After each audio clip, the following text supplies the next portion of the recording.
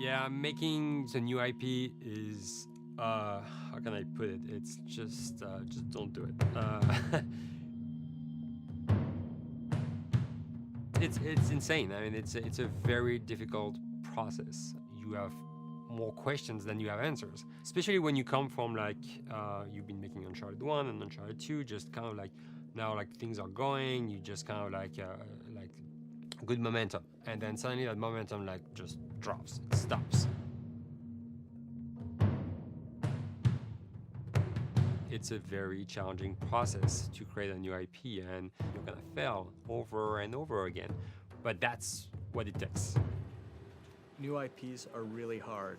They're hard because you don't know what's fun yet. You're building new tech, new AI, establishing new characters, new art, all this.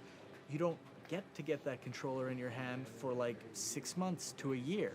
You don't know what it is yet. I remember like ages ago coming on the project and what are the infected gonna do? Like, what are they gonna do? They're gonna behave like this. I'm like, okay, we're like trying to imagine what's gonna happen. Fast forward like 4 months, they don't do that at all because it didn't work, right? It's hard mode, right? Like it's game development on expert. There's a big thing about making a game, right? Which is a game has to be fun. You get your first build where everything's working. You got player mechanics. You can walk around the world. You can shoot. You can melee attack people. You've got the AI in there. They're very intelligent, very difficult, and it's totally not fun because they snuck up behind you and murdered you in a second, and there was no way to figure out what was going on. We're making a game, by the way. Hey, James.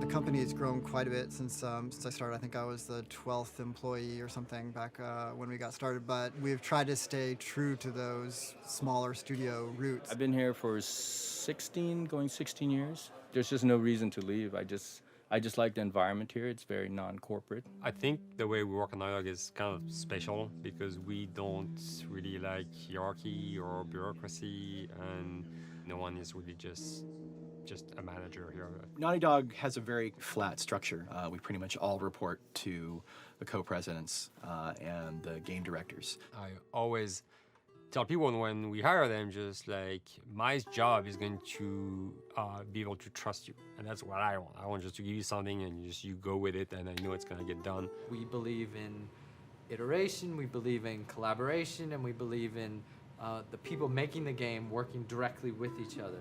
When we have designers and artists, animators all mixed up, anybody that's working on the same tasks, the same characters, the same areas, put them next to each other so they can communicate a lot better. We don't have a lot of meetings because if you need something to get done, you just walk over and you talk, and then you go back to your desk and you finish it up. And I really like that. I like when I just walk in the office and I see just designers talking with the programmers or programmers over the animators and talking to them. I think that's when really the magic happens. Naughty Dog, we really try to cultivate a culture where anybody can criticize anybody else's work. And we encourage people to be blunt about it and not try to sugarcoat it too much. It takes too long to be nice sometimes. It's not personal. It's based on more like how can we make a better game. We want everybody to have a voice. We want to cut out all the bullshit if we can, making sure that people are making decisions not based on ego, but what is going to benefit the game. When you see that people trust your opinion and that they value it, it's such a great feeling. You really feel like you're working as a team on a collaborative effort. We want to sort of remember where we came from and you know why we were successful then, and try to continue that success now. We make games. That's what we like to do. Back when Uncharted 2 wrapped up and we decided that we were going to build the second team and create a new project, we kicked around a lot of ideas. One of the very earliest ideas was to go back to Jak and Daxter. It's really near and dear to us. We really love those characters in that universe, and we think that there are some interesting stories still to be told there. We started to realize that it was not going to do justice to the franchise that the fans had fallen in love with. It would be shifting it so far in a new direction that we felt that effort would be more justified in developing a new IP. Neil and Bruce came to Christoph and I and said they wanted to do a post-apocalyptic game. I think the core essence of what they wanted to do, though, was to try to tell a story about two people and how their relationship evolved over the course of the entire game. That potential, oh wow, there is something very special about that game. This is going to be polished. Like, you're not sure if it's gonna work or not, and you have doubts. And like, should we be doing a game like that? Should we be doing a first-person shooter? Whatever. Like, you ask yourselves all those questions. And the creative director and the game director are the core of the team that have to really see eye to eye. That's why you have that balance between like Bruce and Neil's gonna try to push the just the story and the characters, and Bruce is going to try to push that with just the gameplay as well. And so it's kind of like those guys are just trying always to find the right balance between the two. It's a very delicate process. We feel that the interactive medium has an untapped potential to touch the feelings of the player. You have that connectivity, the fact that I'm actually in the world and participating in what's happening on the screen in front of me gives us some sort of advantage to make you feel connected with what's actually happening. At Naughty Dog, that's what we're trying to do, is pair story and gameplay together. If we can make you feel like you're actually with these characters on that journey, and you're invested in those stories and those characters, then you're feeling, in theory, the same thing that they're feeling.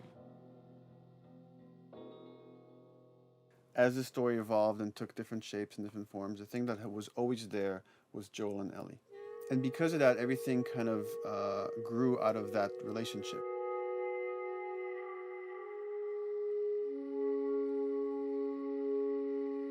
We've seen kind of that role of the anti-hero change, especially over the last 3 to 5 years, to where before it was like, the thick-neck mercenary kind of guy. For this game specifically, for this story, we needed something new.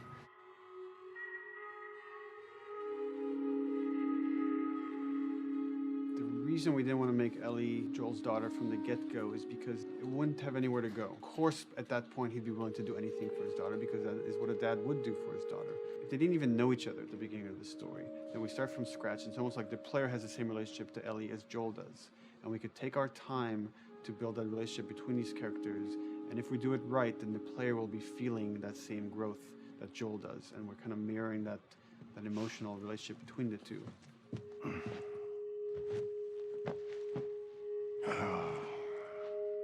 What are you doing? Killing time. Well, what am I supposed to do? I am sure you will figure that out.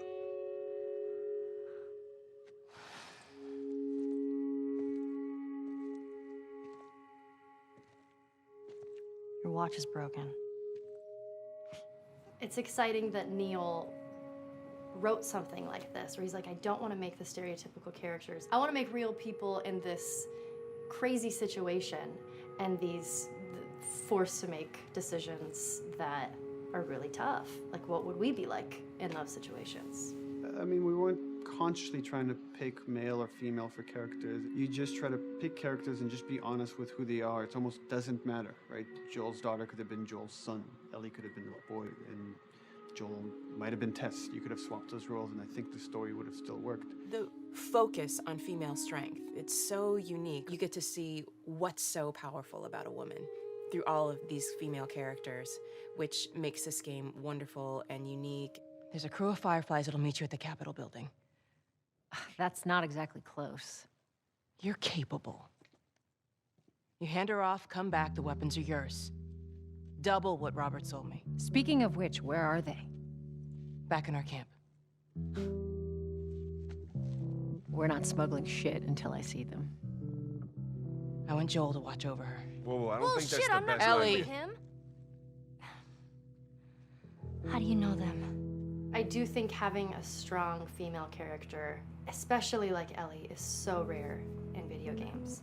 And as a gamer, and more specifically a female gamer, it's frustrating to me because I'll see sort of the stereotypical female character where she's amazingly beautiful and huge boobs, and she's there to be either the love interest or just because they're like, well, we need to throw a chick in here.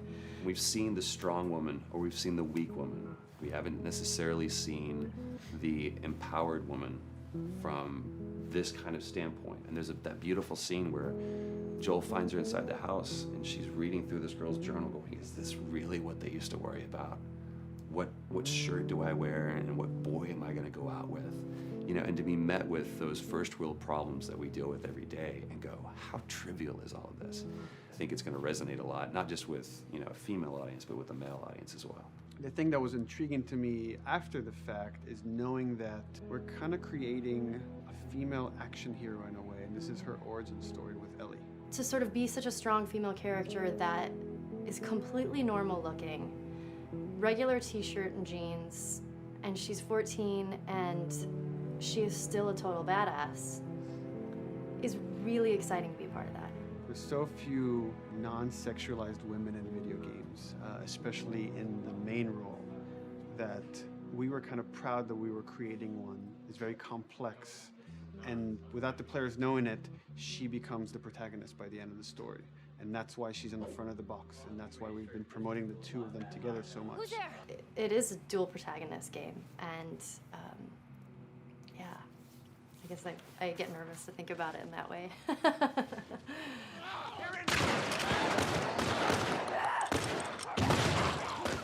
We couldn't talk about it. In fact, in interviews we've been lying about it, saying you never play as Ellie because it was so important for that to be a surprise. Sorry, journalists. Here we go.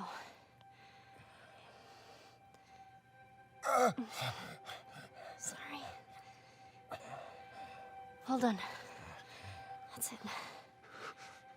The tone of the game was set pretty early on that we knew that we wanted to make a really grounded story. We knew that we wanted to make the player feel the sense of tension and dread and go through the same emotional roller coaster that Joel and Ellie were going through. One of the things we kind of struggled with is to say, well, if we want to really ground this world and make it so like realistic, maybe we shouldn't have anything that could be perceived as a monster.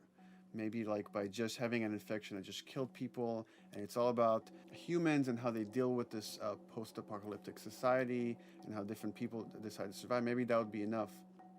And what we realize is because we're making an action game, a lot of the storytelling happens on the joystick. And once we remove the infected, it's like all of a sudden now we can't tell the story through gameplay of what happened to the world. And that's where we kind of went back and kind of brought the infected back in, because it lets you see, once you're fighting them, the threat that people had to deal with, that otherwise would just be very cerebral and people could talk about it, but you couldn't necessarily experience it yourself. In a novel, that might work. In a game for us, specifically an action game, it didn't work. And from there, when we start kicking around those ideas, and we're just like, what would be cool just to play? The early inception for it really came from a BBC video we saw called Planet Earth, where they were talking about a Cordyceps fungus. This Cordyceps fungus gets inside of the brain and controls these ants, and mandibles start chomping, they grow up to higher areas, Cordyceps fungus sprouts out, and then it germinates. And essentially uses them to spread its infection and take over whole colonies, sometimes wiping them out. As soon as we saw it, we were intrigued by the idea of, what if it jumped to humans?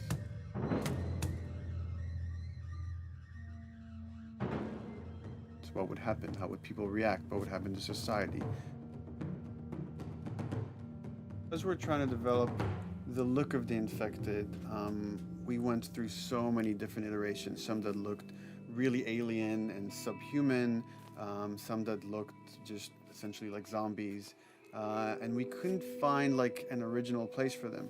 But one of our artists just did this kind of photo mashup where he took a bunch of images of diseases or images of fungal overgrowth, and he kind of mashed it all together and he threw it on this person. It was a very iterative process, making sure that the fungus felt properly integrated, like it was part of the body, growing out of the body.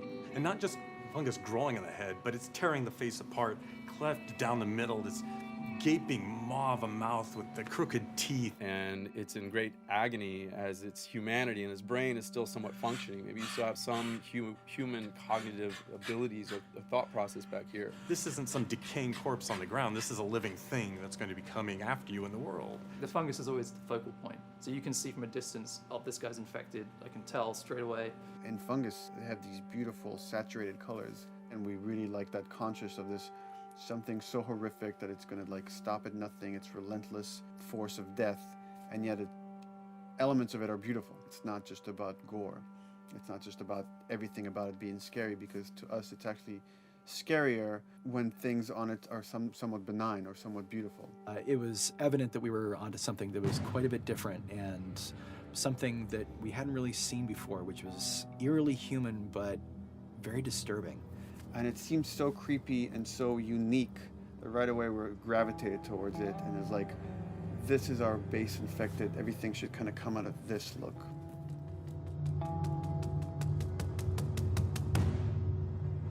So once we had this idea of the face-splitting kind of look that eventually became what we called the clicker stage. We went to great lengths to create a full biological cycle for these things. So in the early stages, you don't actually see too many signs of the fungus surfacing out of the skin. It's kind of underneath it, like people have lumps starting to show. The eyes will be kind of cloudy or lopsided because the fungus kind of originates inside the head. That moves into the next phase, which is the clicking phase. And if they mess with the eyes, we end up saying, well, how do they get around? Oh, echolocation. And they use a form of echolocation to track down their enemies. Just like bats, or even some blind people can see by making a clicking sound, a sound that on its own wouldn't be very scary. And then to associate it with something that people in this world are very fearful of, so that as you're exploring an environment, all of a sudden you hear this click, and you're seeing everybody just get frightened, just everybody duck, everybody hushes. Great.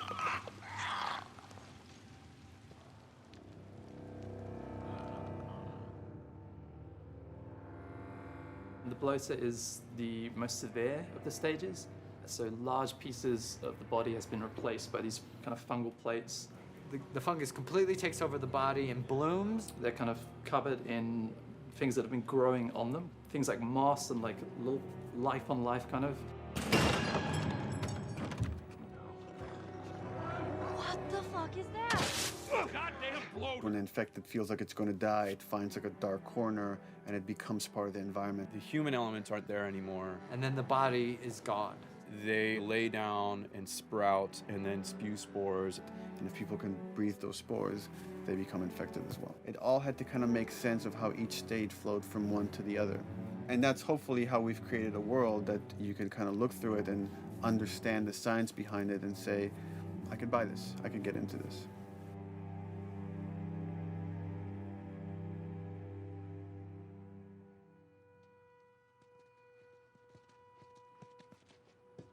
Mandatory evacuation.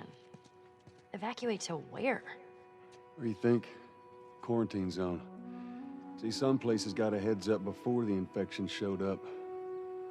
Most didn't. Over the course of Joel and Ellie's journey through this game across America, you find all these different societies, all these different enclaves, and you get to see how do they deal with the infected. Without the manifestation of this infection, you can't have these people making those interesting choices.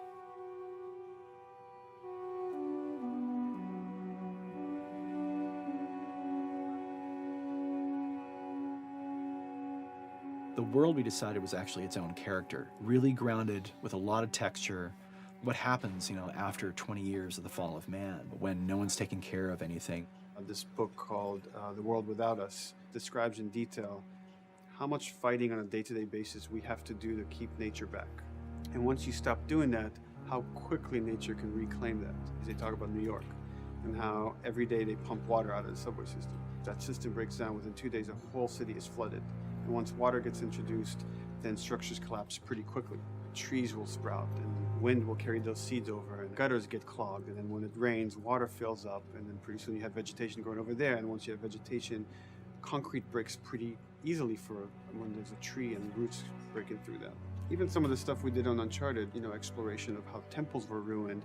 What if you took those ideas and put them in Pittsburgh or Boston? And obviously right when that happened, you can imagine that being pretty terrible to look at. But you think about 20 years later, and with rainwater filling up those sinkholes and then those becoming like little marshes with lily pads in them. We had this wonderful piece of concept art we developed really early on, and there are all of these wild animals that have escaped from a zoo and over the past 20 years have bred, and now they have herds roaming these cities. And that's something that tells you that life goes on and this world is worth saving.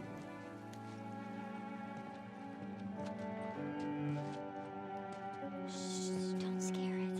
I won't. There's something really pretty about nature reclaiming its domain once we are gone. So fucking cool. We have another level of OCD of the logic goes into some of these environments.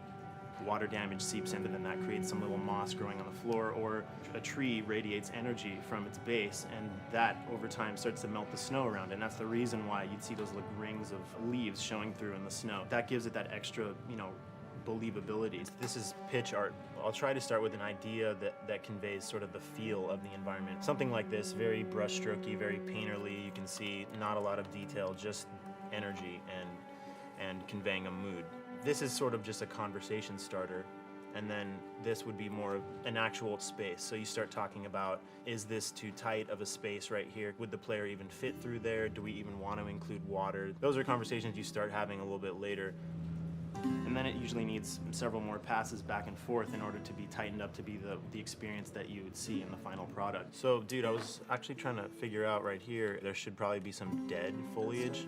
It might be cool to see some of the dead stuff around the edges of the green, or like even spilling out into the street. Maybe what we do is, in some of these areas, we use it as like a transition from the actual concrete to the side of the building. So like they're almost sitting on top of a bed of dead foliage, like that really rich kind of like orangey brown color. Sienna or something would be nice. Something real cheddary. That's how you know you're done. The end product often ends up being stronger because that bouncing back off somebody else gives you a result that maybe you wouldn't have even thought of in the first place. All right. Here's the bridge. That's our way out of here. As far as concept art goes, definitely the ultimate goal is just helping everybody as much as possible. Me and the background artist will work together. I'll often just go to them because they've got like a really, really good like visual imagination. At some point, you came in almost like flat on. So that's kind of good because the bus station is right in your peripheral view, and you're probably going to enter the bus station. You're probably not going to get lost. But it doesn't at all utilize this cool architecture here, like the bus station sign. Like that's a really distinctive silhouette, and it's a really interesting sort of architectural detail. So we changed the entrance. Look at that. Another city, another abandoned quarantine zone. I think it's a better composition anyway. It's not so like symmetrical. And I think that was done so that this sign read better. If you didn't see the word bus on it, you might not know it's a bus station. So I think that helps. Everything we're doing in the environments is relating back to what you should be feeling in the story or what's happening to these characters. So is that everything you hoped for? Jury's still out. But man, can't deny that view. Come on, this way. When we first came up with Ellie and Joel, we had this idea in our heads of who they would be, but we didn't necessarily know the voice. It took us a while to find our Joel, but for Ellie, I think Ashley was the second or third candidate to walk in, and right away we knew. Yeah, you know Why are you so scared all of a sudden? Because I'm a coward, okay? So just get your shit and let's get out of here. Damn it. I'm not like her, you know. What? You think I'm gonna end up like your daughter? The way she delivered the lines, the way she just embodied that character is like, that's Ellie, there's no question about it. I saw the character artwork and I related to her a lot. I mean, she's kind of a tomboy and she's kind of tough, and I mean, obviously I'm not 14, and I think that's the main difference between the two of us. I read the scenes and I was like, I need to play this part. You want to be my hero? Forget the whole bit about saving my life. Buy me a stack of these bad boys instead. Where'd you get that? Back at Bill's. I mean, all this stuff was just lying around. And then once we had her, we said, okay, well, we're going to do another round. And we're going to have Ashley this time in the casting sessions. The chemistry of these two characters was imperative to get right. Troy was a really interesting casting for Joel because when you see Troy, he doesn't look like Joel at all. You know, he's so handsome and he had like, you know, the frosty hair and totally looked like Final Fantasy. And so I'm like, yeah, I don't know. He's like this tall, pretty. It didn't seem right. I walked into the room fully aware that I was the youngest person that they were seeing for this role. There was a line that was in the audition side that says that Joel has few moral lines left to cross. And so that became the anchor point to the character. But then as soon as he spoke and he had the grit in his voice, warm, yet kind of dangerous. And his movement is just like you bought into it. Why are you so scared all of a sudden? Because I'm a big coward, okay? Now pack up your shit and let's go. God damn it. I'm not her, you know. What? You think I'm gonna end up like your daughter? Lily, you are treading on some very thin ice right now. It was Ellie and Joel. After he read, it was just like, that was it. I've done some video games in the past, but to be handed the mantle of a franchise like this was a pretty big honor. Is she alive? She's alive. She's David's newest pet. Ah! Where? In the town. She's in the town. You mark it on the map. It better be the same exact spot your buddy points to. Neil pulled me aside one day, and he said, I have some ideas. And as you're well aware, Neil is a little twisted. He came up with this character, and, you know, I just jumped at it. It was such a departure from everything I've done here for Naughty Dog, to say the least. Name's David. This here's my friend James. We're from a larger group. Women, children. We're all very, very hungry. To be able to put on a voice that, you know, hopefully a lot of people won't know, won't notice that it's even me. Because we didn't want it to be Drake. Drake eating people, that's a whole nother game. How did you put it? Tiny pieces. See you tomorrow, Ellie. You know, certain voices that I can do wouldn't fit the David's artwork, but he showed me the art, and I said maybe it's something like this, where everything's, you know, it's very quiet. And just, you know, he's not really sure, and the voice can break a little. And he just looked and goes, yeah, that's it. So I'd love to tell you how we hashed it over and we talked. No, it just, I looked at the picture and I tried something. He said, yeah. A few weeks back, I sent a group of men out a nearby town to look for food. Only a few came back. And turns out that the others had been slaughtered by a crazy man. And get this, he was with a little girl. You see, everything happens for a reason. Ashley, she brought humor to it. She just has some really great comedic timing. The way she reacts to the things around the world with a little bit of sarcasm, that teen kind of like trying to get a rise out of you. Now watch your step as you're going out, because it's going to be a little... It just brought a certain levity to the story that the story needed. You didn't even realize it needed it until she started doing some of that stuff. Oh, I'm sure your friend will be missing this tonight. Mm-hmm. It's light on the reading, but it's got some interesting photos. Now, Ellie, that ain't for kids.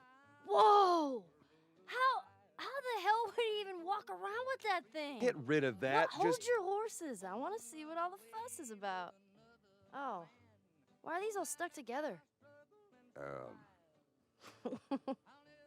I'm just fucking with you.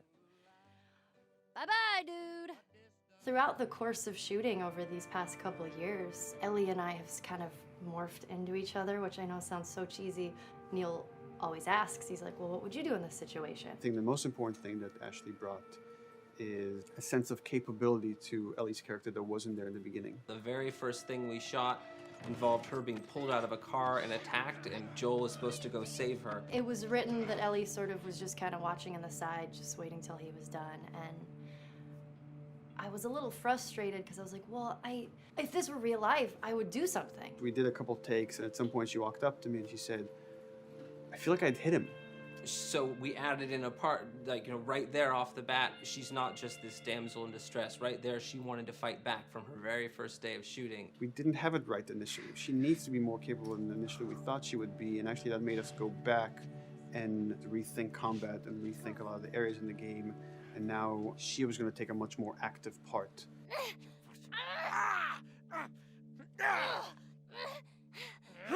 Anything that requires, a lot of body movement, we do with the actors on the mocap stage. And we try as much as possible to use our actual principal actors, use their body motion as well as their voice. We captured all at once there on the stage. Having the actors perform as well as being recorded at the same time was imperative to get an accurate performance, because every time you split up the performance in any way, you lose some of that magic where they did a gesture or they delivered the line a certain way, and those things have to be in sync, or there's just something subconscious that's like off-putting about the performance when you don't do it that way. You are treading on some mighty thin ice here. I'm sorry about your daughter, Joel, but I have lost people too. You have no idea what loss is. Everyone I have cared for has either died or left me. Everyone fucking except for you. So don't tell me that I would be safer with someone else, because the truth is I would just be more scared. It gives you the most authentic, most realistic performance, because you're actually there, not just making your own choices, but making your own choices based on the other people that are involved in that scene. So you get this truly natural approach to things, and it shows up.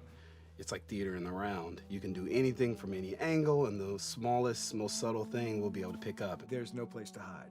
So you have to be as prepared as possible, because you have no idea which moments they're going to use. There are these little improv moments and, little nuances that you get that probably isn't scripted, that just comes out of play, while they're performing. That mistake that is just blossomed into a really good idea. Did we improv on The Last of Us? Yes. Yes, we did. Doing this was a whole lot like being 5, playing in the backyard with a stick, and this is my machine gun, and, and a pine cone is my hand grenade. It's all your imagination. I'm doing the exact same shit that I did 45 years ago. I just get paid for it now. We square. We're square. And get the fuck out of my town. I don't do a lot of voiceover work, so for me, it was nice to be able to work off of your other actors. I can't imagine it working any other way. I'd never done mocap before. I didn't know what to expect. The suits were crazy. Yeah, the suit gave me wedgies. Like, deep wedgies that I had to pick out with my middle finger. Too much information. Just how damn sexy I look in a motion capture suit. I look like 10-pound of sausage in a 5-pound casing in that thing, man. Once you get past the fact that like everybody else and you look like weird clown people with these little dots and stuff, once you like give over to that, it really was pretty easy to make it just feel like you're in the moment and in the scene. Everyone that was on this is a slam dunk. This isn't just another gig to them. And that creates a really cool energy for people to really start experimenting and playing jazz. Floor is yours. And action.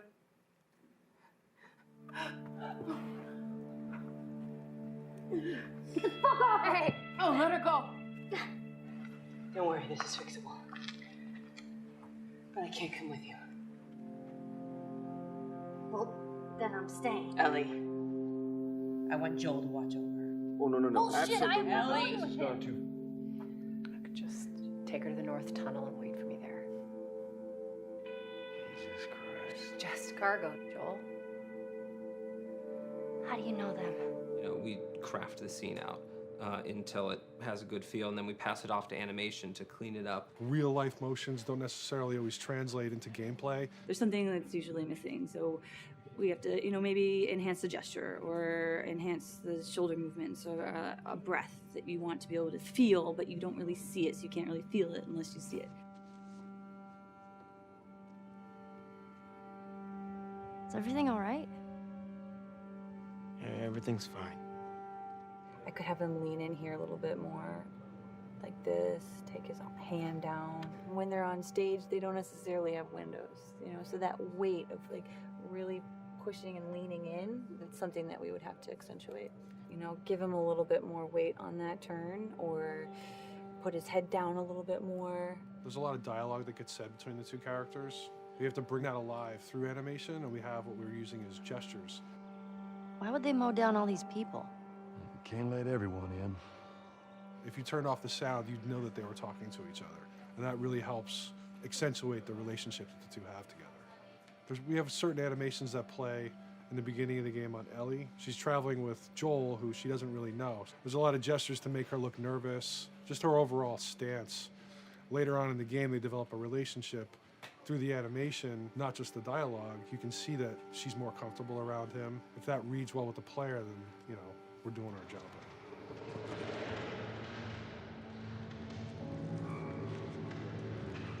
We want her to look scared. When she gets a gun, we want her to look scared of the gun. So if she's gonna aim, she wouldn't be like super trained aim. She would be more like some scared. But at the same time, it needs to look cool and feel cool to the player that plays. It's really just these little tiny details that we're doing, and it's coming across. It's working out well.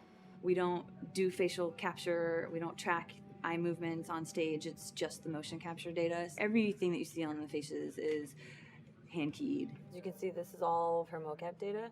And so when I'm doing something like this, I go back and forth to the performance that she was giving, and I watch just this section over and over and over again. So this is our default face, where I can make everything super extreme and make her all squinty and angry, turn her frown down. I can open her mouth, stick her tongue out. It's listen, watch. Okay, where's her mouth at this point? Like, is it open? Is she making like a grimace? About Tess. I don't even know. Here's how this thing's gonna play out. You don't bring up Tess. Ever. Matter of fact, we just keep our histories to ourselves. We shoot all of it to just get the body motion, and then we'll do a second pass with the cameras. The scene's playing back on an overhead projector, but it's also playing back on a monitor that's attached to my rig. Sean and I would go to the stage and motion capture the camera filming the scene, and so he would get a whole wide shot, a whole close-up for the whole scene. You can change your lenses, you can use your standard 35, 85, 50s, whatever, all that sort of live action camera cinematography, you can apply it on stage. We make sure to go back in and add flaws. We keep the confinements of the room so the camera can't go past a certain wall, because then we have this cheated perspective. If the cameraman bumps into the wall, we keep it. Missing focus hits when you're pulling focus, going too close to a character and reframing, those little moments in there kind of keeps it very cinema verite. If everything was too perfect, you wouldn't be able to put your finger on it, but you'd be able to feel it. It would just feel off. It's very much about grounding it, despite having the option to do whatever we want. Being able to place the cameras anywhere we want after the motion capture gives us both advantages and disadvantages. The biggest advantage is it means that we just have to nail the best performances we can get, and the luxury is that we can always swap it. The 3D world gives you limitless opportunities with cameras and movements, exposures, all that stuff. Most of these cameras are sort of set up like real world cameras. So we have lens, we have f-stop that will create the depth of field. We have aperture to set our film back and all that stuff. A master, and then I have my close-ups, my over the shoulders, sort of just like a live action production. Let's go to camera 30 at the 23.458. Then I get that kind of weird, bend across his back. The closer I bring the camera, the more bend I get, which is doesn't look right. It looks less cinematic than if I do that, which flattens the whole thing. And I'm trying to also catch Ellie. Like if you scrub a little more, catch her in the back here. So I want a longer lens of that kind of stuff. Since I've only had experience working with live action before I got into video games, it was a kind of a cool adjustment to be able to have this extra flexibility in post, to swap a line of dialogue for something different, even though that's not what the actors said at that time, and to be able to still have a close-up on them while they said it. You get to make it probably more perfect than you could ever make it in live action. How far are we gonna take As far as it needs to go. Where was this lab of theirs? Because our actors are both the voice and their body, they get to play, they get to try things, they get to work with our director to kind of come up with new ideas, or even our director will have a new idea on the spot that wasn't there in the script, but realizing when he sees it, oh, well, this would actually be better, this might feel better. And those changes all just happen organically there on the set. He could even lead straight into his thing. He's like, no shit, yep, Ty, we wanted to do that, so we rented 2 Harleys and drove cross country. Keep it pretty succinct. Like, we got the bikes, rode them cross country. Cool. It's shocking to me that this is Neil's first time directing. There was a specific tone and a specific approach that Neil and Bruce wanted to take with this. It just came down to there's nobody knows this story better than you, and then there's nobody that knows these characters better than you. Why don't you just do this? He and I actually had a conversation about it. He says, I think I'm going to try this myself, and I'm not sure. Neil was fantastic. The floor is yours. Okay, so remember, you've been running away from this turret-mounted truck. If you come to this dead end, you're going to look up and see a potential way out. And action. Check it out.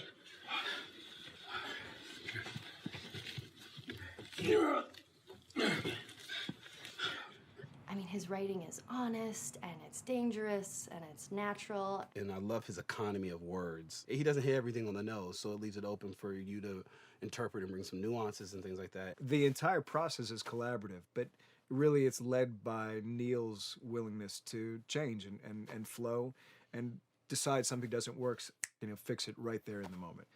And it is something that's very foreign to the way that TV and film is done now, where everything has been micromanaged by the time you get it to the table read, and no one wants you to change anything, and everything's very precious and has been rewritten with notes from 20 people in suits, and you can't do that just anywhere in entertainment these days. Yeah, I want to make sure. I think I swung too far over to this way, and now it's a little bit of making jokes about it, and I need to bring it back to center a little bit.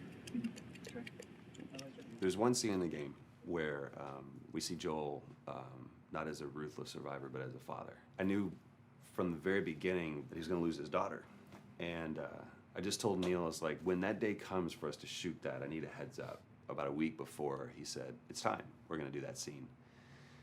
I was like, okay. Because I knew that I was going to have to go to this place that you don't really want to go to as an actor. You want to find some aspect of reality that you can empathetically draw from, Troy and I were both kind of just like walking around for a while and just kind of getting into the zone. And well, my grandpa died when I was 8. He was like my dad, and so that's always what I use to get into that place. I started recalling all those memories and starting pulling up all those feelings, and they're just right underneath the surface. When I walked back in, everyone realized that something was different. They kind of calmed down, You could feel the energy just like drop a little bit more. It was brutal. I lose my shit. I mean, just completely break down. Don't do this, please, God, no. Oh, God, no.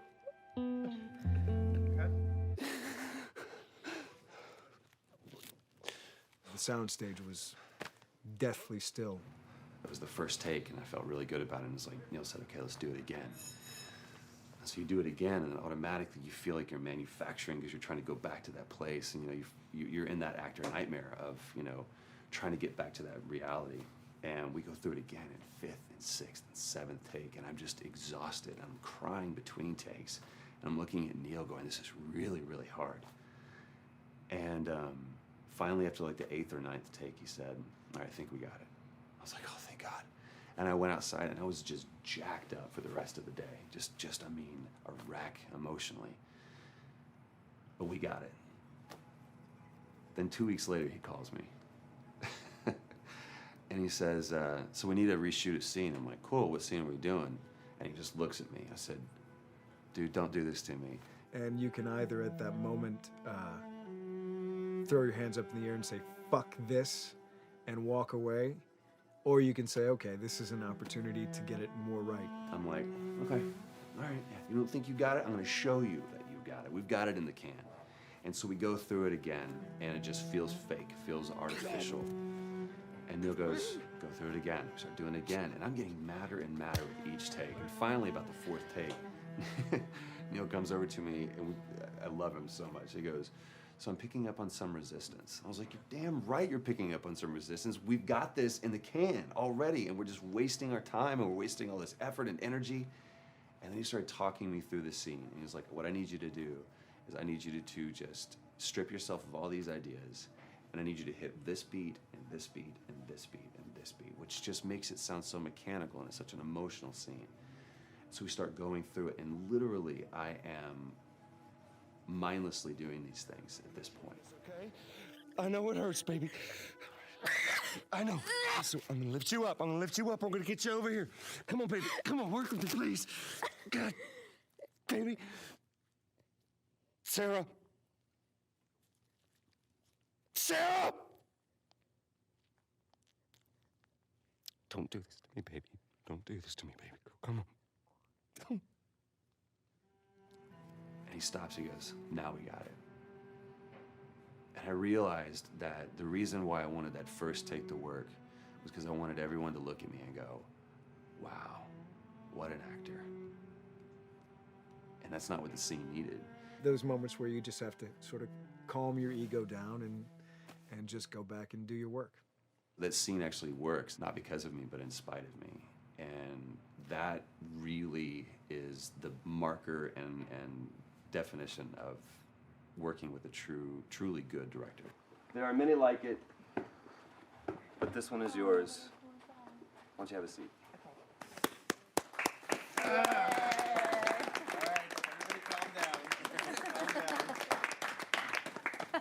Thanks, guys. The director's chair. Working on the project, we knew we wanted to have a pretty minimalist soundtrack. And we had a folder where we just throw music in there. Looked at the folder one day and we saw, we have a lot of stuff here from Gustavo Santaolalla. We're looking for a composer. What if we reached out to him? Oh, no. Sarah. Move your hands, baby. I know, baby, I know.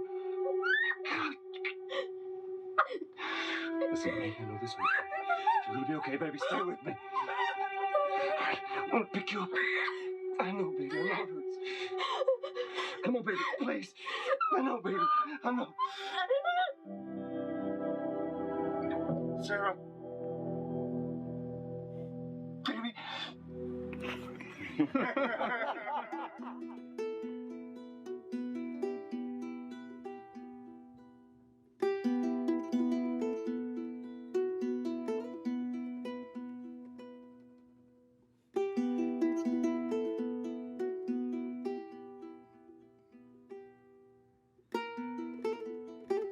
My life has been and still is kind of like a road movie. I grew up in Argentina. I came to the United States in 1978 because we had a horrible political situation in Argentina. We had a military dictatorship where 30,000 people disappeared at the hands of the government and many other more were tortured, and I was blacklisted.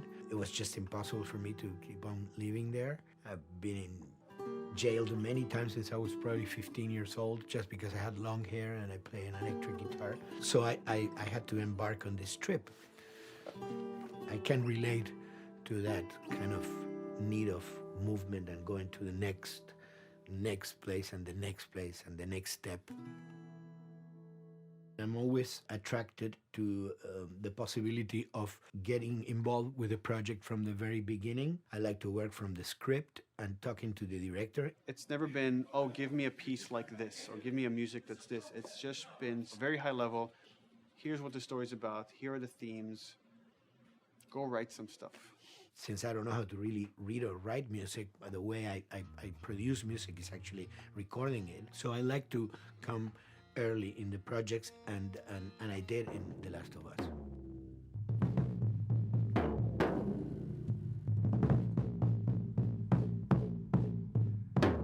one thing that was fantastic from the very, very beginning was the freedom I had to try and to do whatever I felt could work, you know? As the story was still being written, you could listen to this piece of music and just get a sense of where this needs to go tonally, because the music was still inspiring the story. So that was the great thing of having the music written so far in advance. You know, at the beginning, I mean, I was going really out with some things, and sometimes some of those things were the ones that they liked the most, you know? So I really felt very motivated to work, and I enjoyed immensely working. It was this very organic back and forth experience where one element was inspiring the other and vice versa. I needed to go into some more dark places, more textural and not necessarily melodic.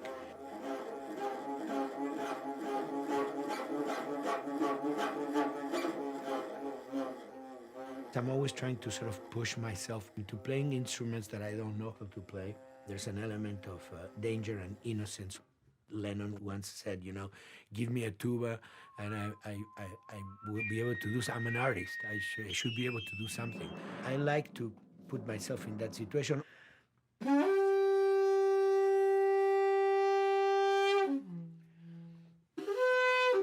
So these are just PVC pipes, the one you use, you know, in construction.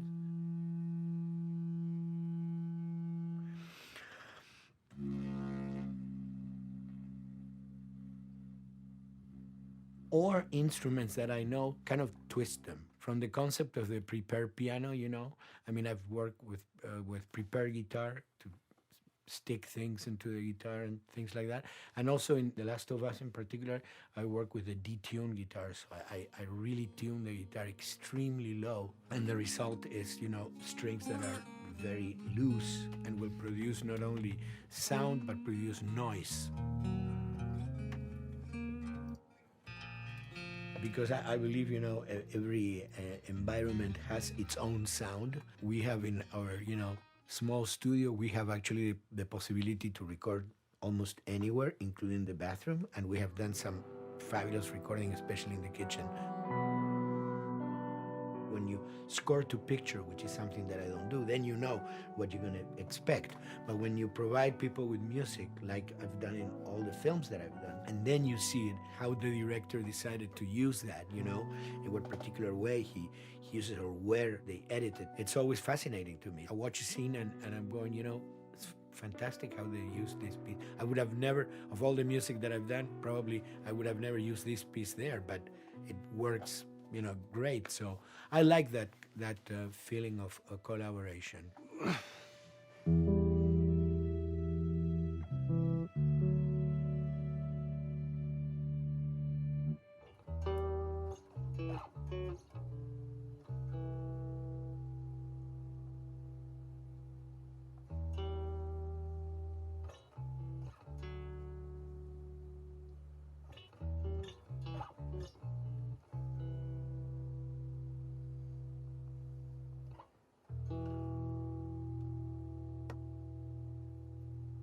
I think, you know, the guys also that work in programming and adapting that music to the game, they should share a lot of the credit for the end result. In the beginning, there was silence. Yes. Then they hired sound designers. Then they regretted that decision.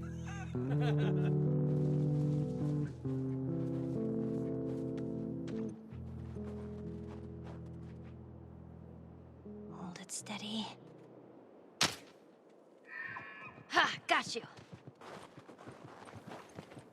In a much quieter environment like that, we really had to fill out the soundscape with much more natural sounds, much more detailed, delicate sounds. The tension comes from the lack of sound, in a way. Your brain is thrown off because where I expect to hear buses and crowds, all of a sudden I hear wind and leaves rustling. Again, it's creepy and beautiful at the same time because it's almost like I'm going on a hike, but I'm in a downtown area.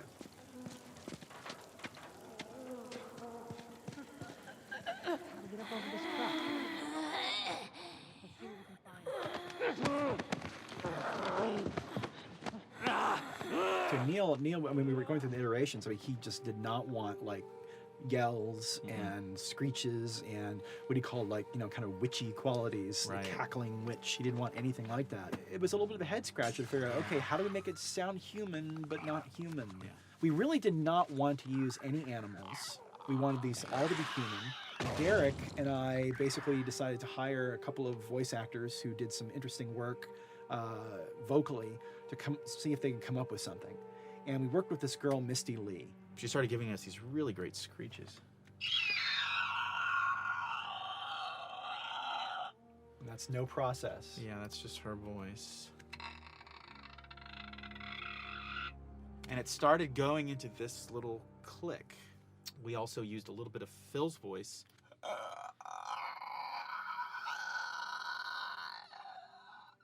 We'd combine that also with an occasional Derek. That's just me, moving my tongue. And what that kind of did was it sort of grounded it all, like maybe in the mouth area, the wetness, all that kind of stuff. And it adds a nice texture, actually. This is a composite of all the bits I just told you about.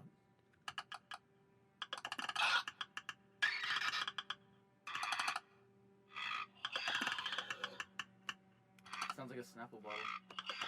Oh, the lid? Like the lid, yeah. Hey, that's a good idea. Fuck, where were you guys like months ago? Why did we think of that? Why did we think of that? Stupid.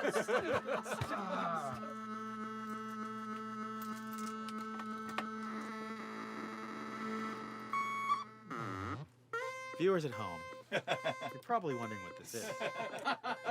Let me tell you. About 10 years ago, I saw this Synthie A suitcase synth. I wanted to get one. This finally arrived in January, just in time to start using. I thought, well, what can I do with this?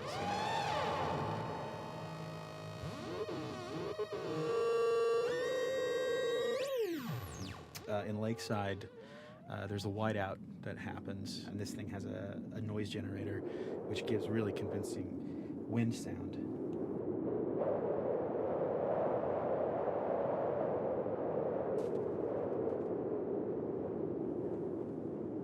The military still has technology. There's sirens and alarms, so I wanted to try some new concepts.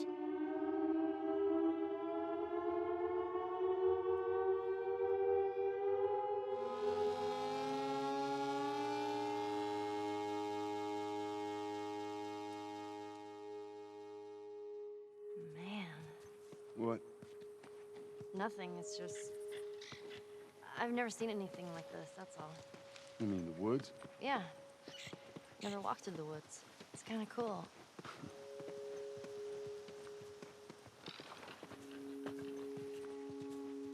We consciously take in consideration lighting in the beginning. Most of the game, we don't really have any real man-made light sources, so everything is naturally lit. In the past, we could use a lot of artificial light, but in a world that has no electricity. We have to hide most of the time, and that requires getting very close to certain assets.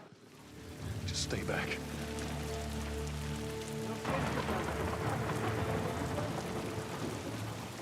Otherwise, can't. Detail's expensive, and if you build up too much of it, you end up running into technical problems, right? Your engine slows down. When the frame rate goes down, everyone can bring up the profiling tools and see which parts of the frame actually cause the drop of the frame rate. This is the profiling tool. These are all the SPUs. Here's the GPU, and then here's the PPU. You can see here's the main process, and here's all the sub-processes, and you can see, tells you how many milliseconds and cycles it's taking. The programmers are whiz at modifying this stuff and realizing, oh my God, why is this thing so big? We're taking 10 milliseconds on this thing. And then that's when they come over and find somebody and hit them over the head with a club and be like, why are you doing this? I love, we put the 30 frames per second goal because that's what we shoot for. Someone nicely put the 60 frames per second goal. It's like, yeah, we're not gonna hit that. Lighters usually can come up with different lighting setup that still looks great, but is less costly in terms of performance. Did you talk to the character artist about her hand? So her face is getting a lot of spec, but then her arm is just like bone dry. You think something we can tweak in shader? We'll have to send back to character team Michael to take a look. I can play with the lights and see if that's creates more like spec. Yeah. I've never ever focused so much on lighting and how much sensitivity there is to that here. One of the first lighting scenarios I had to do was like 7 a.m. like overcast. And I'd like wake up early and like take photos with my phone. What color are the shadows? What color is the light? It is a master's course unto itself of how to deal with ambient lighting because I've never had to use it so much. Man, this is kind of sad. What is? All this music that's just sitting here. No one's around to listen to it. I don't know. It doesn't seem right. All the characters cast soft shadows onto the environment. Even when there is no direct sunlight or no direct light sources, we still have nice fuzzy shadows. When you're walking down a hallway and you see your soft shadow goes along with you projecting on the wall on the environment, that make everything look real.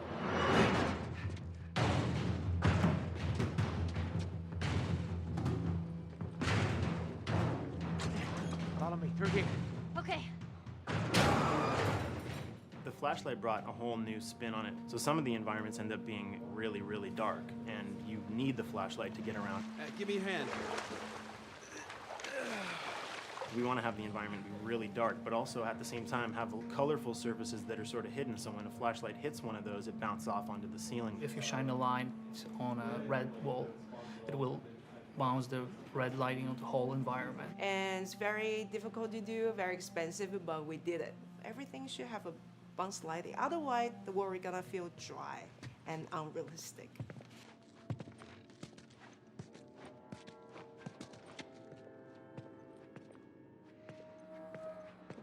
I guess this is where the assholes sleep. I mean, slept. This engine is really driven in a way towards a very high level of cinematic control over each frame. And hopefully, if we achieve our goal, you'll see it is beautiful. There are these truly beautiful moments amid all this chaos and destruction. Yeah, once we're done with this whole thing, I can teach you how to play guitar. What do you say, huh? Ellie, come on.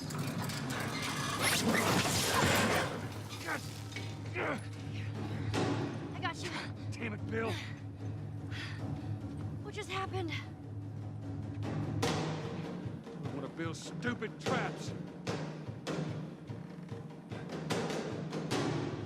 There, that fridge, it looks like that's a counterweight. Okay.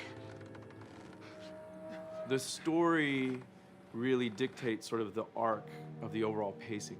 Storytelling would always want to be subtle. They would always want to keep the world grounded in reality. But gameplay has requirements where the player needs to see this thing. The player needs to immediately know that the enemy is attacking, that this room is dangerous, that this room is a puzzle that you have to solve. What are the things that we can do on the joystick to make you feel the same way that these characters are going to feel when we get to this next pinch point in the story? There's a turn in a scene that we need these characters to take, and we need you to feel it or understand that, and that means you have to play it.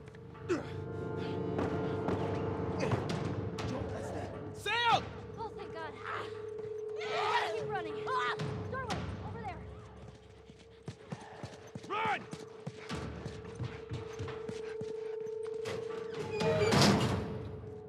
We really want to make sure that there's that contrast between the negative space and then the high tension spikes.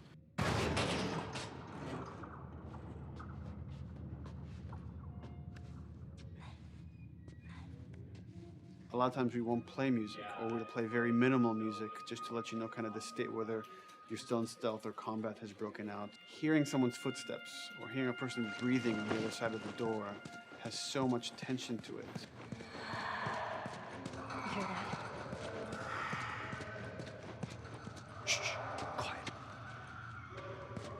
You feel the tension of the world, make you question whether you want to engage with these guys or kind of try to stealth around them. That's another reason why we don't have traditional cover in the game. You smoothly move around everything, contextualizing with the environment, but you're never locked down. We want the player to, with that crafting system, with the scavenging system, with all of the abilities available to them, to constantly be moving around and changing as the moment arises. Gameplay is all about, I have a limited set of tools, and how am I going to use those tools and those limitations to overcome this obstacle in front of me. And that obstacle might be infected, might be another class of humans that wants to kill me for a bottle of alcohol in my shoes. was important for us that we don't underplay the violence, because then the threat doesn't seem as real.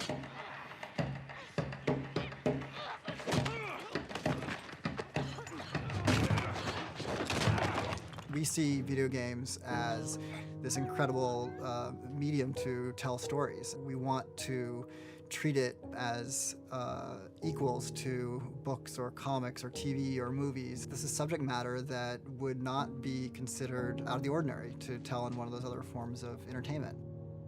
Fucking hunters. See, this could have been us. We wanted you to buy just the desperation of these people and why they're behaving this way, because it's so brutal. And at the same time, we didn't want to make it so over the top, stylizing it, so then it doesn't become as real. It was important for us actually to hit that middle ground where it's kind of disturbing. That glint that's happening on that curvature, it'd be good if there was a way that we can guarantee that from this angle, we're seeing it. Seems But really it's flat. overall too bright and opaque. Yeah, looks like paint. Yeah, see, the blood on the ground works really well. It's something about the other shader is messed up in this environment. We got to fix that to unify the look. Shouldn't make you giggle or laugh or any of that. You should be kind of appalled by what you have to do, but you understand why you're doing it. You want to feel each hit. You want to feel each concussive strike. Lives are at stake. We want a death animation to have impactful performance, not just have a guy keel over in a ragdoll. In real life, a guy hitting a guy takes a half a second, but in the game world, you want that to be as instantaneous as possible. I lived my whole life in this very ugly test level. I basically just fight dudes in here all the time. Almost every move is divided between like an intro and a swing. And one of the many things I have to end up doing is like counting frames and being like, okay, on frame 18, I want you to get out of here. I want you to be able to start moving. Every hit reaction that an NPC plays, they are not necessarily in the correct pose. When you strike them the next time, we just pop them with a 0 frame animation change, which is usually kind of a no-no, you know what I mean? Normally you want characters to blend smoothly and realistically into animations. But what we found is that you can cover that pop up with a heavy impact. They can go from almost any pose into the pose that the impact starts from, and your eye just covers up the transition for you. So if you throw a brick at a guy, it puts him in this like kind of staggering stun state. And that changes the moves that you do when you come up and punch him. So now I'm gonna come up and punch him, and now when you're punching him, because you've hit him down, you get this like auto aim moment where you get like a free headshot. I try to make it so that, you know, if you kind of know what you're doing, that you can set yourself up for 1 + 2 = 3. Right here! Memory on a console is a very precious resource.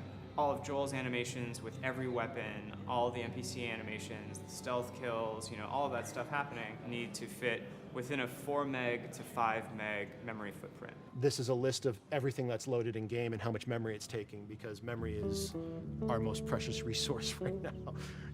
So we have a level, we call it the bookstore, it's in Hunter City, and this is a zone, for example. So when I set an AI to this zone, he will never leave its boundaries. I want guys to guard this exit where you have to go through, so I'll zone a couple guys around there to make sure that they, you know, they can fight you and use all this cover, but they want to stay around this door. This is another key component of the AI, is what we call the nav mesh. This defines the overall play space of where an AI knows he can or cannot go. Hey, look, that's where a cover used to be, and there's a hole cut out for it. I gotta fix that. Here's some other wonderful things. See these little red polygons? Yeah, that means they're not linking right for some reason, so that means they can't really walk through here properly. It's a bug, and I need to fix it. Welcome to my life.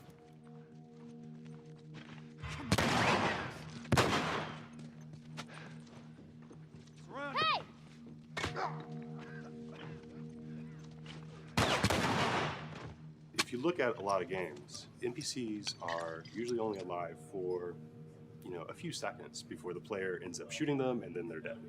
We want our guys to be much more dangerous and much more threatening, which means they have to be alive for longer. They need to exist in the world for longer, which means you as the player can witness them acting out their behaviors for longer.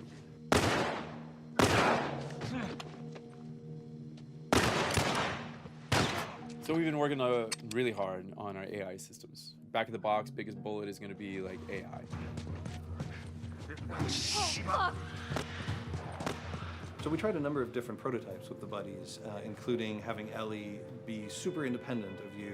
She would try to flank the enemies, get behind them, or get between you and them. And a lot of times those decisions should surprise you, just like a real person, a real character would surprise you. And we discovered after many different prototypes, the best thing for her to do generally is to stay very near you. You need the exploration, you need the scavenging, you need something to say like, okay, if we just crank it to 11 the whole time, then it's pinned up there and there's no time to breathe, no time to assess or analyze, and no time to really contrast. There's no way of shifting the pacing.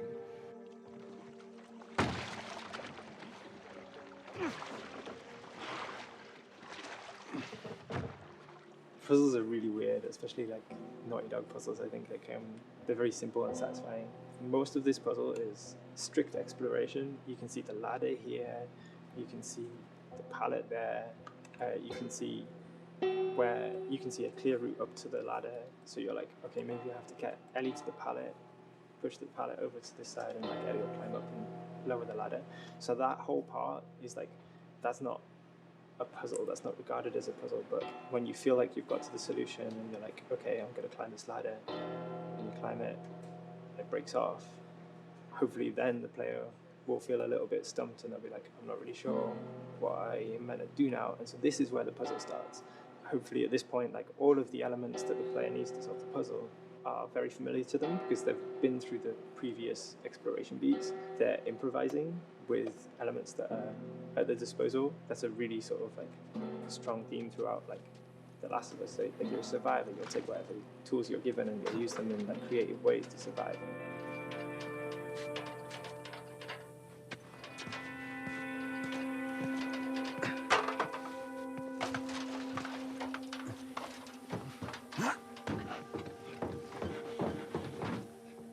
We set out to create something kind of new to Naughty Dog, this crafting system. Our lead designer, Jacob Minkoff, he got this book of like the survivalist handbook and homemade munitions and all sorts of funny stuff. Just start reading about, okay, if I was just wandering around in a collapsed society, this world, what stuff that seems like I could find? Alcohol and sugar, you know, if you want to make a smoke bomb. It's difficult to balance the right amount of resources against what you think the player's going to need and making sure that the player feels like they're getting just enough to survive, but not too much that they feel like they're a powerhouse. We wanted you to be forced to make some choices in the world that showed how depleted the resources were. So if there's a particular point in the story where the characters are having a particularly difficult time surviving, then we want you as the player to be finding fewer items, farther apart, harder to survive. We will item starve you at the same time that those characters are feeling starved and worn out. Then you expose something to them. Oh, here's a cache, and if I can just get into that cache. Oh, look, there's a wealth of things in here. God, I was so worried. My health was low. If I had run into a combat, because it's always that thing in your head, it's that Hitchcockian thing about the danger that you see is less meaningful than the danger that's in your head.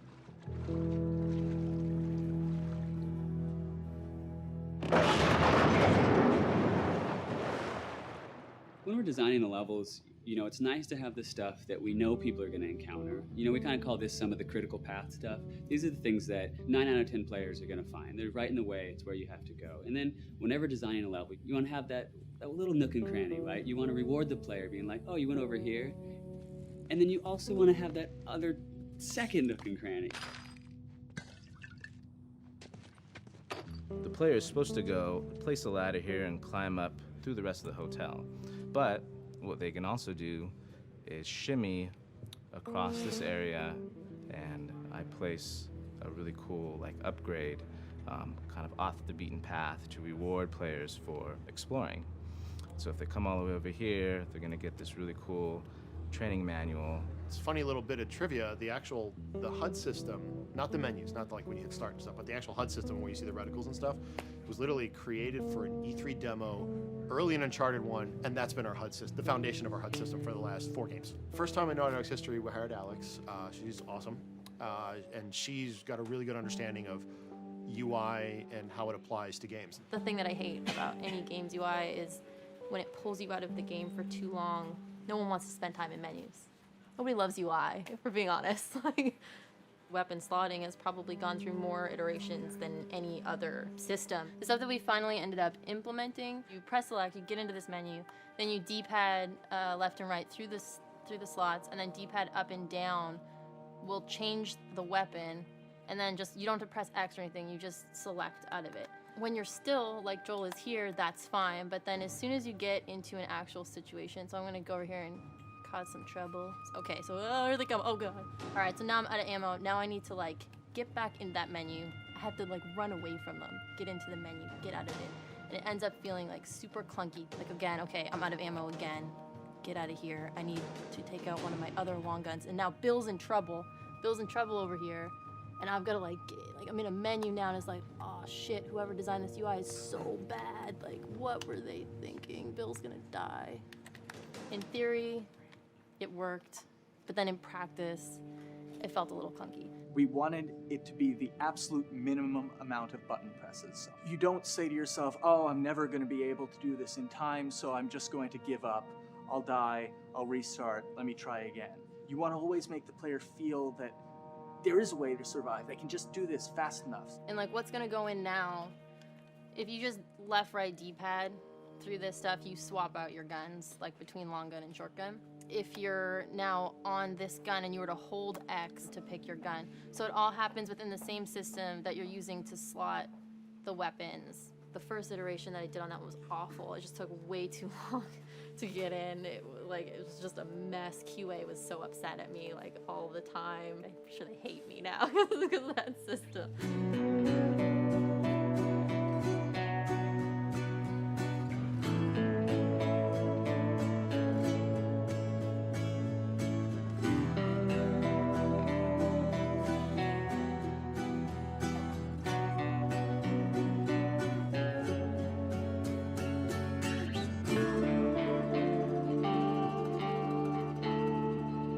I think the way the industry is kind of maturing and changing in general, you're seeing a lot more focus and importance on refinement and polish. So having internal QA really helps.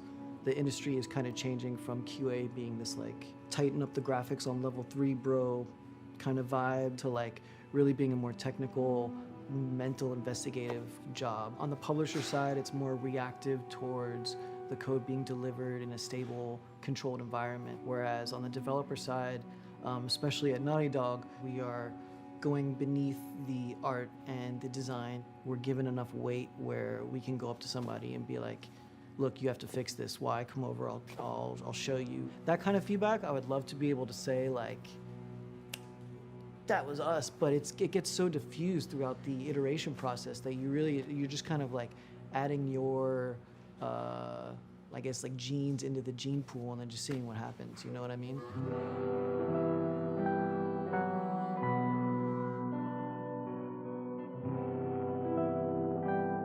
Everyone's working all the time now. But like I tell people like 7 weeks and then you can have tons of time off, enjoy the sun, you know? But for now it's like, this is it for everybody.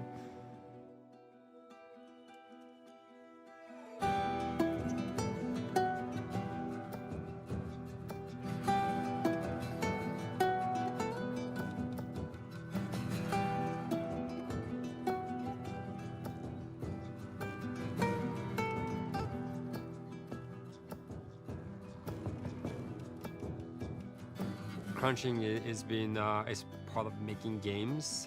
I feel it's human nature, right? If I'm gonna have a guest at home that's gonna come for a couple of weeks, I'm probably gonna clean their room just the day before they arrive, right? And I think it's the same thing. It's just like everything comes together at the end. I personally enjoy crunch. I think you get this like absolute laser focus because it has to come together.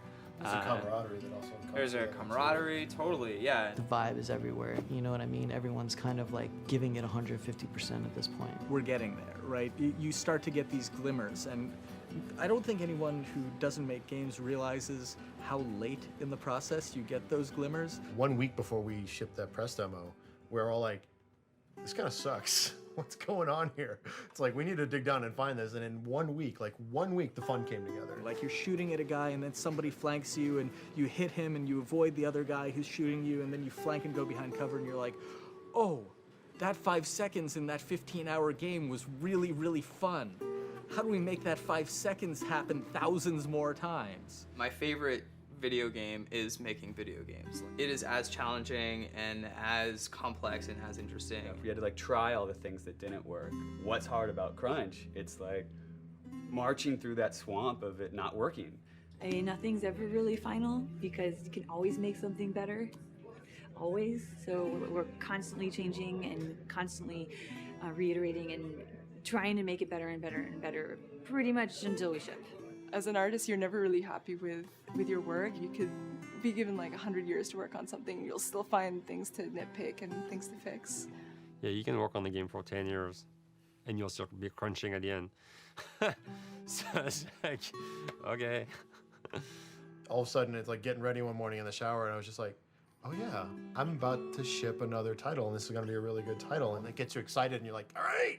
Do I think the game's gonna be good? Yeah, it's gonna be awesome. I think it was good a little while ago, and now we're gonna make it Extra kind of good. amazing. Yeah. What it will take to get there in these next 5 weeks, it's gonna be a lot. I'm excited. I have faith. Every time we're shipping a game, it's terrifying. You just hope for the best. You don't know, right? I mean, people have different opinions. We have to go with our guts. And I trust the team just to pull it off. This, hands down, is the hardest, most challenging thing I've ever done. We sweat a lot, and we worked a lot, and we all went home tired, you know? But I think that's you're gonna see that on the screen. I think that's gonna pay off. Ellie. Ellie. What? The ladder. Come on. Right. After David, Ellie's visibly distant. You could have done a cutscene to show, hey, you're being very distant, and she's not responding, but to also do that in gameplay to where it's something that you've done just countless times throughout the game with, you know, let me boost you up here, get the ladder, bring it down so we can do this systemic thing. And the character responds with that, and you have to actually go over to her and go, hey, come on, the ladder, we've done this, let's do this. It's a subtle choice. Like Bruce and I talked in the beginning, is like we have these mechanics, how can we exploit them in a narrative sense? And that's one of those opportunities. I just think it's incredible that happens in-game. It's not a cinematic, you know, it's something that adds weight to that controller when they're playing. Ah, so good! Let's go eat. Let's go eat.